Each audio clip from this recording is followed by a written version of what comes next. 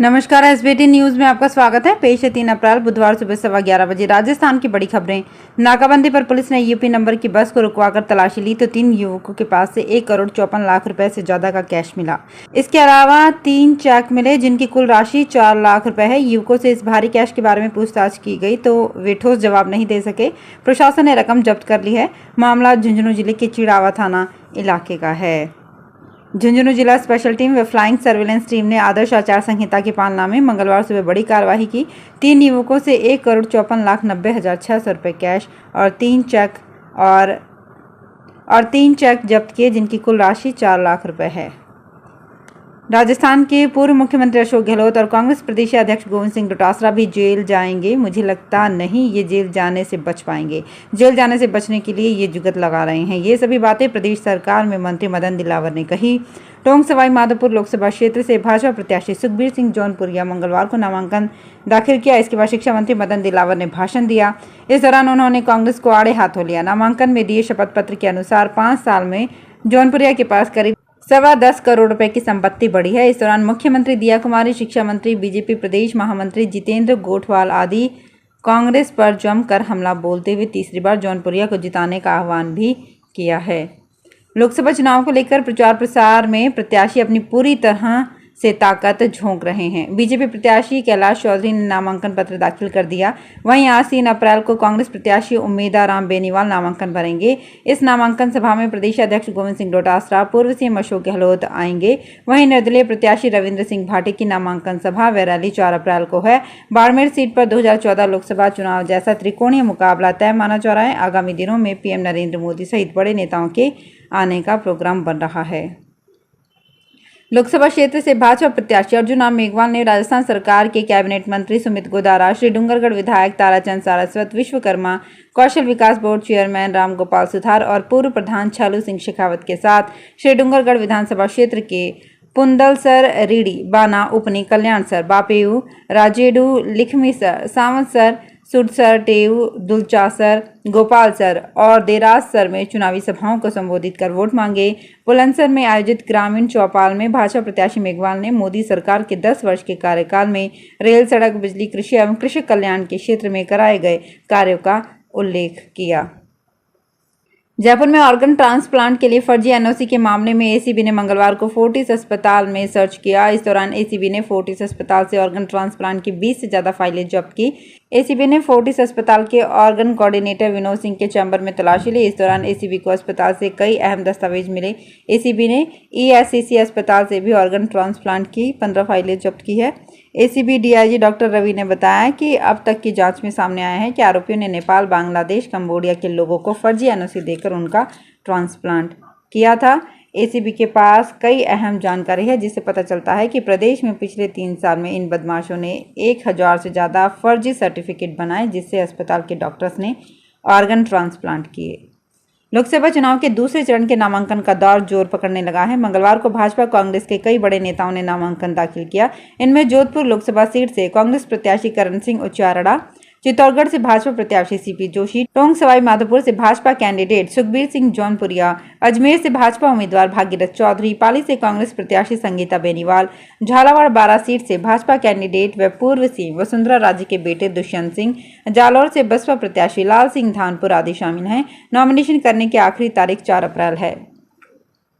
चुनाव आयोग ने नई लोकसभा चुनने के लिए इस समय जारी प्रक्रिया में फर्जी खबरों और सूचनाओं से निपटने के लिए मंगलवार को कल्पना बनाम सच्चाई रजिस्टर नाम से एक नया सार्वजनिक ऑनलाइन रजिस्टर शुरू किया है। इस रजिस्टर को अद्यतन फैक्ट चेक में उजागर नकली सूचनाओं और आयोग द्वारा चुनाव संबंधी विषयों में समय समय पर जारी की जाने वाली सामान्य प्रश्नोत्तरी को शामिल करने के लिए नियमित रूप से अपडेट किया जाएगा। राजस्थान एसआई भर्ती परीक्षा 2021 में पेपर लीक और डम्मी कैंडिडेट के मामले में एसओजी की टीम एक बार फिर राजस्थान पुलिस अकेडमी पहुंची। मंगलवार सुबह करीब 9:30 बजे पहुंची टीम ने 3 घंटे तक आरोपियों से पूछताछ की। इसके बाद 15 ट्रेनी एसआई को डिटेन किया गया है। इनमें 2 महिला और 13 पुरुष सब इंस्पेक्टर शामिल हैं। जांच एजेंसी को पूर्व में गिरफ्तार ट्रेनी एसआई से कई अहम जानकारी मिली थी। इसमें सामने आया कि आरपीए में ट्रेनिंग कर रहे कई और ट्रेनी एसआई ने परीक्षा में अपनी जगह डमी कैंडिडेट बिठाए थे। सभी को डिटेन कर एसओजी मुख्यालय ले गई है।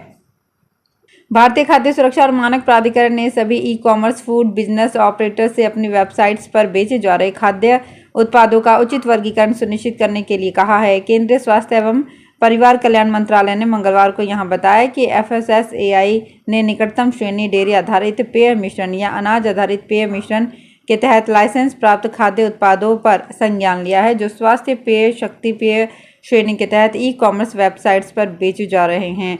FSSAI ने स्पष्ट किया है कि स्वास्थ्य पेय शब्द संबंधित अधिनियम या विनियमों में कहीं भी परिभाषित या मानकीकृत नहीं है। राजस्थान में भीलवाड़ा लोकसभा से कांग्रेस प्रत्याशी डॉक्टर CP जोशी ने कहा है कि वर्तमान समय में देश में रोजगार की बड़ी समस्या बनी हुई है, उसके निराकरण एवं युवाओं को रोजगार मिले इस दिशा में प्रयास करेंगे। लोकसभा प्रत्याशी बनाए जाने के बाद डॉक्टर जोशी पहली बार भीलवाड़ा पहुंचे। उनका गुलाबपुरा और रायला में कार्यकर्ताओं ने स्वागत किया। उन्होंने कहा कि जब तक रोजगार की समस्या का समाधान नहीं कर सकते तब तक किसी के परिवार में खुशियां नहीं ला सकते। उन्होंने कहा कि आप और हम सब मिलकर कांग्रेस को जिताएं। उन्होंने कहा कि मेरी प्राथमिकता रहेगी कि सबसे पहला काम युवाओं को रोजगार मिले। कोटा में कांग्रेस के महासचिव और RCA के पूर्व उपाध्यक्ष अमीन पठान को हाईकोर्ट से राहत मिली है। कोर्ट ने अमीन पठान की जमानत अर्जी मंजूर कर ली। अमीन पठान के वकील हरीश शर्मा ने बताया कि FIR में मारपीट का आरोप नहीं था, राजकार्य में बाधा जैसी कोई बात नहीं थी। FIR में शिकायतकर्ता का कहना था कि काम खत्म होने के बाद बाहर निकले तब अमीन पठान मिला था, जबकि पुलिस ने मारपीट और राजकार्य की धारा लगा रखी थी। कोर्ट में पुलिस की ओर से 18 पुराने मामले दिखाए गए थे। इनमें से एक भी मामला कोर्ट में पेंडिंग नहीं था। सभी मामले डिस्पोजल हो चुके। और रही बात गाली गलौज की कि उन धाराओं में जमानत का प्रावधान है। कोर्ट से अमीन पठान को जमानत मिल गई है। राजस्थान में भारतीय जनता पार्टी के प्रदेश अध्यक्ष और लोकसभा चुनाव में पार्टी प्रत्याशी CP जोशी ने चित्तौड़गढ़ लोकसभा सीट के लिए मंगलवार को यहां अपना नामांकन पत्र दाखिल किया। इस अवसर पर इससे पहले ईनानी सेंटर में विशाल नामांकन रैली का आयोजन किया गया, जिसमें मुख्यमंत्री भजनलाल शर्मा, उप मुख्यमंत्री दिया कुमारी एवं डॉक्टर प्रेमचंद बैरवा, पूर्व नेता प्रतिपक्ष राजेंद्र सिंह राठौड़, वरिष्ठ नेता पूर्व कैबिनेट मंत्री श्रीचंद कृपलानी, कैबिनेट मंत्री झाबर सिंह खर्रा, हेमंत मीणा, राज्य मंत्री गौतम दत्त, हीरालाल नागर, राज्यसभा सांसद चुन्नीलाल गरासिया, विधायक अर्जुन लाल जिनगर, उदयलाल डांगे सहित कई अन्य जनप्रतिनिधि, पार्टी के पदाधिकारी, कार्यकर्ता और जनसमूह मौजूद था। लोकसभा चुनाव से पहले चुनाव आयोग ने मंगलवार को 5 राज्यों के 8 DM और 12 SP का तबादला कर दिया। ये अवसर बिहार, झारखंड, असम, ओडिशा और आंध्र प्रदेश के हैं। 14 लाख रुपए के साथ एक बाइक सवार युवक को पकड़ा गया है। लोकसभा चुनाव को देखते हुए बनाई गई FST की टीम ने ये कार्रवाई की है। वहीं चित्तौड़गढ़ से उदयपुर के इनकम टैक्स विभाग को भी इसकी सूचना दी गई है। आरोपी से भासोड़ा थाने में पूछताछ की जा रही है। कपासन के तरनावों का खेड़ा गांव के नारायण लाल जाट बाइक पर जा रहा था। सुरपुर के पास एक्टिव FST की टीम को शक होने पर बाइक सवार को रुकवाया। तलाशी लेने पर उसके पास से 14 लाख रुपए मिले। अलवर क्षेत्र में 1 अप्रैल से प्रारंभ होने वाली फसलों की समर्थन मूल्य पर सरकारी खरीद टेंडर प्रक्रिया पूरी नहीं होने के कारण प्रारंभ नहीं हो पाई, जिससे किसान अब मंडियों और आड़त की दुकानों की तरफ रुख कर रहे हैं। गौरतलब है कि किसान कई दिनों से समर्थन मूल्य पर सरसों बेचने की बाट देख रहे थे, जिसके लिए उन्होंने ई-मित्रों के माध्यम से ऑनलाइन रजिस्ट्रेशन भी कराया था, लेकिन विभाग की खरीद केंद्रों पर टेंडर प्रक्रिया पूरी नहीं होने के कारण सरसों की खरीद प्रारंभ नहीं हो पाई। तो फिलहाल इस बुलेटिन में इतना ही। फिर हाजिर होंगे कुछ और बड़ी खबरों के साथ। अगर आप भी अपने आसपास की छोटी बड़ी और महत्वपूर्ण खबरों से अपडेट रहना चाहते हैं तो सब्सक्राइब कीजिए हमारे चैनल SPT न्यूज को और प्रेस कीजिए बेल आइकन पर।